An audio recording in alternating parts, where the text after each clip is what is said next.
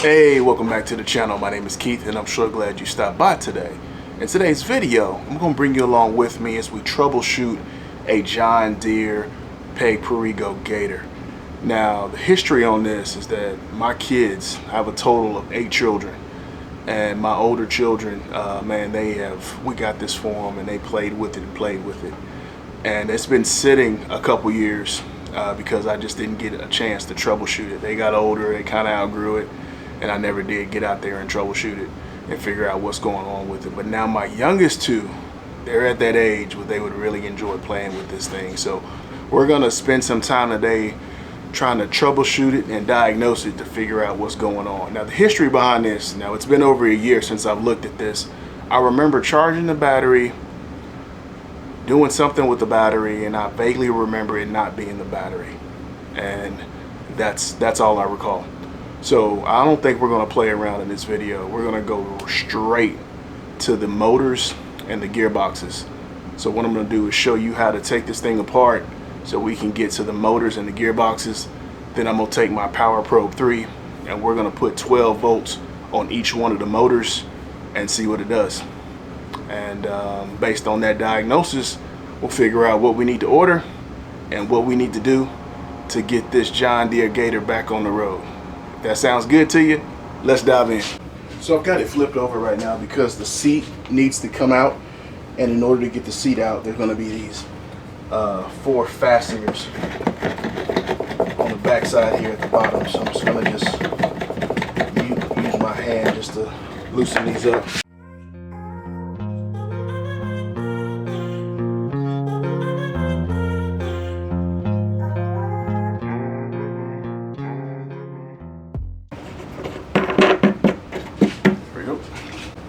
Now let's go ahead and get this flipped back over.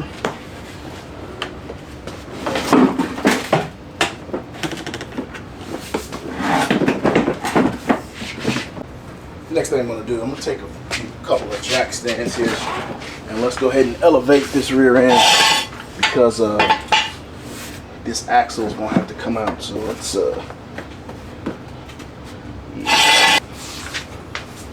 there we go. So you see we got our rear end jacked up and got our wheels elevated so we can go ahead and get this axle pulled out. Hold on, we'll be right back. So now I got me a flat tip screwdriver and I'm just going to go ahead and pop this end cap off right here.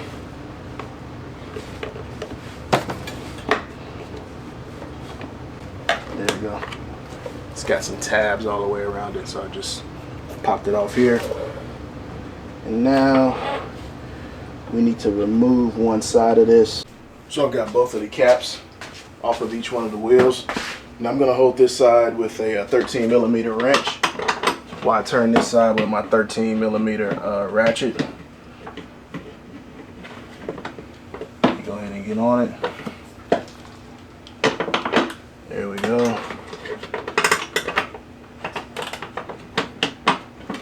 Perfect. We only need to loosen one side. Go ahead and get this loose.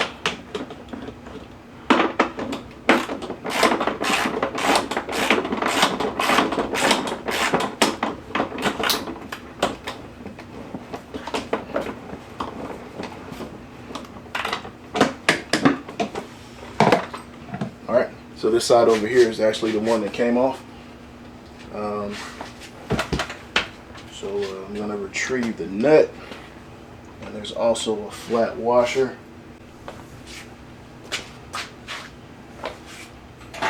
So we got our nut and washer off from over here, and I went ahead and just put it in this magnetic tray. Now we're ready. Let's go ahead and pull this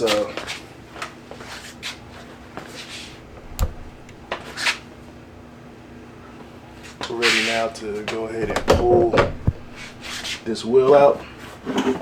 Just come straight off like this, and then we'll actually pull the axle off on this side.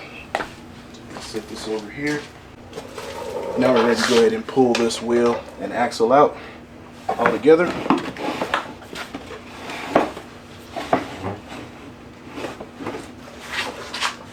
And there it is right here. And I'm gonna go ahead and set this off to the side. Now we've got to get the bed out the way so we can access those motors. So what I'm going to do now is pull up on this so we can get this out the way. This has got like a little centerpiece that's running through here that I can just pull out. I had to just push these tabs in, and once I pushed these tabs in, it came out. I'm just going to sit this back here off to the side. Now what we need to do is remove this piece here so that we can access what's under here. It looks like some plastic. Yeah, get your little screwdriver and come in here. There we go. Got that released.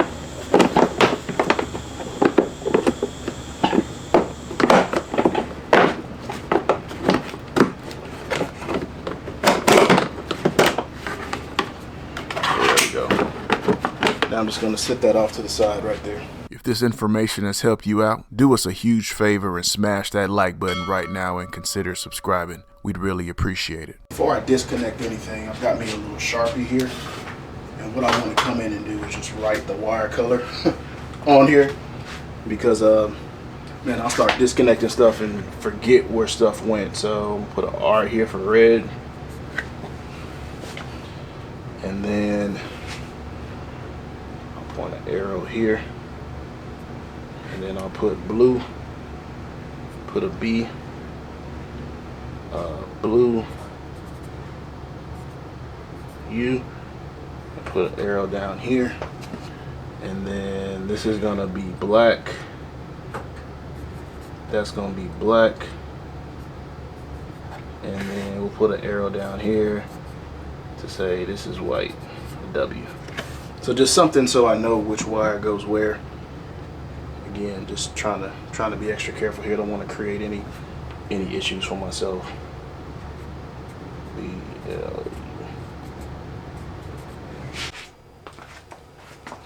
So I've got my Power Probe 3 here, and this is a DC motor, so polarity doesn't really matter. If we put the positive on the negative and the negative on the positive, if we just reverse the polarity, since it's a DC motor, it's just going to turn in the opposite direction, so not really a big deal. So let's go ahead and put our our ground on blue, and let's put the tip on red. So right there we know we have continuity through the circuit, so let's get it.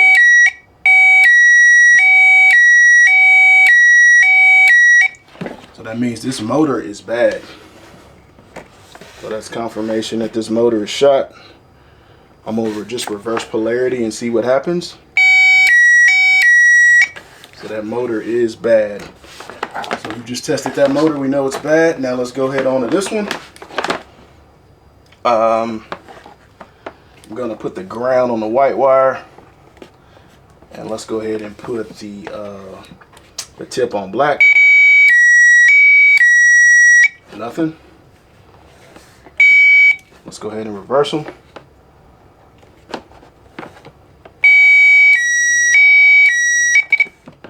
So again, that's our test. So both of these motors are bad. So I've got me a small flat tip screwdriver, and what I'm going to do is disconnect each one of these wires, and there is like a little latch on these you got to come up on. It keeps them in place. I'm just going to push up on this latch and remove that one. So we got the black one removed. Push up on this latch. Get this white one removed. There we go. We got the white one removed. Now we're going to do the same test with it disconnected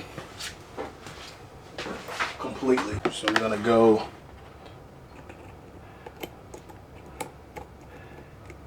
connect that to my negative, connect this to my positive. Nothing. So let's go ahead and just connect this back up. It's black, that's white. I'm gonna go ahead and remove this side here, push up on my latch, remove the red, Push up on my latch down here. Remove the blue. So we're just doing the same test with them disconnected. It shouldn't matter, but just want to prove that to you that it doesn't matter. We're still putting 12 volts directly on this motor. And we should get some type of reaction. All right, got that on ground. Nothing. Switch them. So we know we got continuity. We got a good circuitry. Nothing. All right, there you have it. Both of these motors are bad. Okay, gang, there you have it. We were just able to troubleshoot and diagnose the John Deere. I'm gonna go ahead and get 2 motors and gearboxes ordered. So hopefully we'll have those in sometime next week. And I'll definitely do a part 2 of this video where I bring you along as we get those motors installed and get the John Deere back going. While we're on the roll here and I've got all my tools out, we've got another, we got a Power Wheels, I think it is, out in the yard that I believe is having some issues as well. So while I have the tools out, before I let you go, let me bring that into the garage and let's see if we can troubleshoot it and get it working. Because I have two young boys, and one could be driving the John Deere while the other one is whipping the Power Wheel. So let me bring that in and let's see if we can get that diagnosed. Hold on, I'll be right back. So we got our Power Wheels in the garage, and for this test, what I'm gonna do is I've disconnected the battery, and on this connector it says that this is the positive, the white is positive and the black is negative. And so to try to make this easier on ourselves, I'm just going to use my wire piercing tools, and that's where we're going to connect our Power Probe 3. So let's put the white is going to be positive, so this is going to be red. So let me get these adjusted all the way back, slide this in here. There we go, we're making good contact. And I'll get some clear nail polish and we can go ahead and take care of these holes.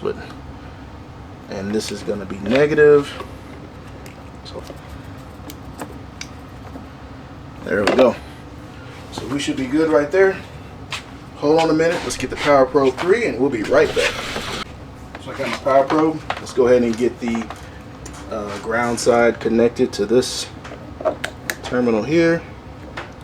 Just go in there.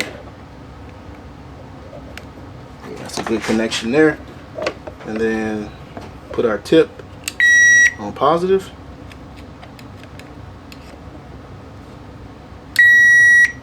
And then I'm gonna hit the pedal when I do this. Let's see if we get a reaction.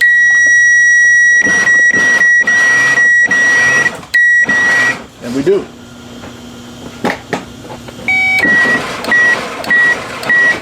Yep, so all this vehicle needs is a battery. So let's do this test again. I'm zoomed out so you can see the back wheels. But so we've got this connected to ground. We've got this going to positive. And now I am going to hit this pedal. I'm going to apply voltage first. Then hit the pedal. And that's reverse. I'm going to change gears. And that's forward. So yeah, for this one all we need is a battery. So I'm gonna go ahead and get that ordered. Thank you so much for watching today's video. I hope this video helped you out. If it did, hit that subscribe button and click that bell so anytime we drop a new video, you'll be the first to know. Hit that like button and leave me some comments. I'd love to hear from you. If you're interested in any of the products we used in today's video, we'll leave some links down below. Hope you have an awesome day, and thanks for watching.